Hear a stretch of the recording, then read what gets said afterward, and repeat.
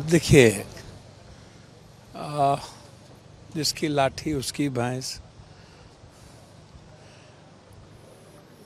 देश के युवाओं के बारे में, किसानों के बारे में, गरीबों के बारे में जिस सरकार के पास कोई मुद्दे नहीं हो, एसटी एससी पर जो ऑर्डर आया सुप्रीम कोर्ट का, अभी तक सरकार उस पर चुप है। ये गंभीर विषय है कि एसटी एससी का जब कोई सामाजिक, आर्थिक, शैक्षणिक, रोजगार का कोई डेवलपमेंट ही नहीं हुआ, उस पर सोचने का क्या मतलब है? उस पर चर्चा नहीं। 67% आरक्षण आप बिहार में खत्म कर दिया, उस पर चर्चा नहीं। बच्चे यूपीएससी एसएससी को लेकर के हंगामा है, नीट्स को लेकर, उस पर चर्चा नहीं। महंगाई पे चर्चा नहीं, एमएसपी पे चर्चा नहीं। आप मुद्दों पे चर्चा कभी करते ही नहीं, उससे भागते हैं। और जब भी कोई ऐसा विषय आता है जिससे परेशानी होती है बीजेपी के कुछ लोगों को, तब वो हमेशा रेखांकित करते हैं हिंदू मुसलमान, लाइन खींच देते हैं। क्षेत्रीय पार्टी जात पात में रहते हैं, बैकवर्ड फॉरवर्ड में लगभग। आप उठा के देखो, जो हाँ क्षेत्रीय पार्टी है वो हमेशा बैकवर्ड फॉरवर्ड, जाति।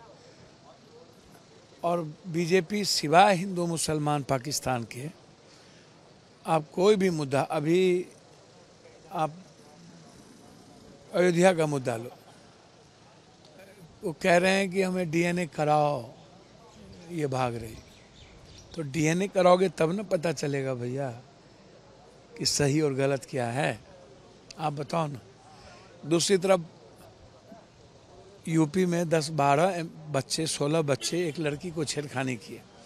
जोगी जी ने उसमें एक मुसलमान, एक यादव का नाम पढ़ दिया। तो आप अंदाजा कीजिए कि हो क्या रहा है इस कंट्री में। जब जब कोई चुनाव में बीजेपी हारती है, जैसे इस 3 में सर्वे आया हुआ कि हारेगी, बाय इलेक्शन हारेगी, तब तब ये एक सेंटिमेंटल को इशू लाते हैं, बायफर्केट, समाज को तोड़ने के लिए, समाज को दिग्भ्रमित करने के लिए, मुद्दों से भटकाने के लिए। तो हम पूछना चाहेंगे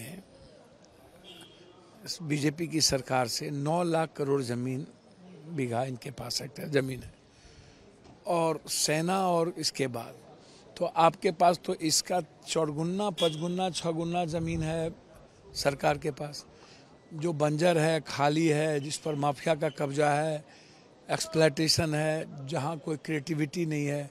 वक्फ बोर्ड जो दान दी हुई ज़मीन है, जहाँ क्रिएटिविटी है, एजुकेशन है, कंपोज इकोनॉमी के लिए है, सांस्कृतिक चीज़ों के लिए है, आपको वहाँ मिर्ची क्यों लगती है?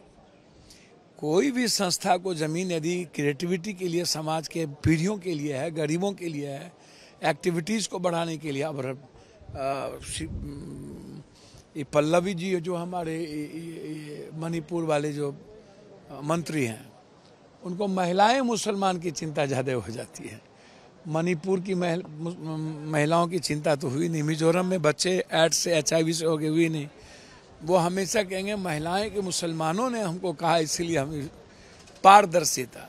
तो भैया मणिपुर में पहले पारदर्शिता, मेघालय में, यहाँ ले आओ ना। तो इसीलिए हालात अच्छे नहीं हैं। ये हमेशा हर मुद्दों को राजनीतिकरण करते हैं, सियासत से जोड़ते हैं। देश और विकास और युवा पीढ़ी और किसानों से और गरीबों से इनका कोई मतलब नहीं होता है।